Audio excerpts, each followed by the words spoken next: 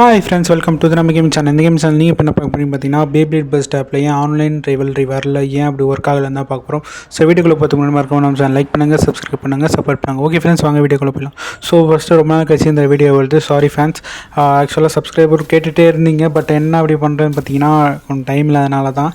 So உங்களுக்கெல்லாம் reply பண்ண முடியல, சாரி. ஸோ இப்போது நம்ம ஸ்ட்ரெயிட்டாக வீடியோக்குள்ளே போயிடலாம். ஸோ ஃபஸ்ட்டு ஏன் அப்படின்னு பார்த்தீங்கன்னா இப்போ பார்க்கலாம். ஸோ என்ன கேம் இப்போ ஃபஸ்ட்டு ஓப்பன் பண்ணிங்கனாவே தெரியும், நோட்டிஃபிகேஷன் வந்திருக்கும். என்னன்னு பார்த்தீங்கன்னா, பேப்ளேட் பஸ் ஆப்பில் வந்து ஆன்லைன் கேம்ஸ் இதுமாரி விளையாட முடியாது, மல்டிப்ளேயர் விளையாட முடியாது. பட் ஆனால் ஆஃப்லைன் இது கேம்ஸ் விளையாடிக்கலாம். அந்த மாதிரி தான் ஃபஸ்ட்டு நோட்டிஃபிகேஷன் வந்திருக்கும். ஏன்னா எல்லாமே பேப்ளேட் பஸ்ட் எக்ஸ் ஆப்புக்கு ஷிஃப்ட் பண்ணுறாங்க. ஸோ ஏன் எப்படி ஷிஃப்ட் பண்ணுறாங்கன்னு பார்த்தீங்கன்னா, பேப்ளேட் பஸ்ட் அந்த சீரீஸ் முடிஞ்சிருச்சு. ஸோ வால் ஷூ அந்த இது முடிஞ்சதுனால உங்களுக்கு வந்து இந்த சர்வர்ஸ் எல்லாம் மாற்றிட்டு பேப்ளேட் பஸ்ட் எக்ஸ் சீரீஸ் ஆரம்பிச்சிருக்கல. ஸோ அதுக்கு ஷிஃப்ட் பண்ணிடுறாங்க. ஸோ இது எல்லாமே டிஸ்கண்டினியூ ஆகிடுச்சு. ஸோ இதனால தான் நமக்கு ஆன்லைன் ரைவல்ரி வரலை. ஸோ அடுத்து பார்த்தீங்கன்னா, ஸோ சின்ஸ் சர்வர்ஸ்லாம் மாற்றிட்டதுனால பக்ஸுமே ஃபிக்ஸ் பண்ண மாட்டாங்க.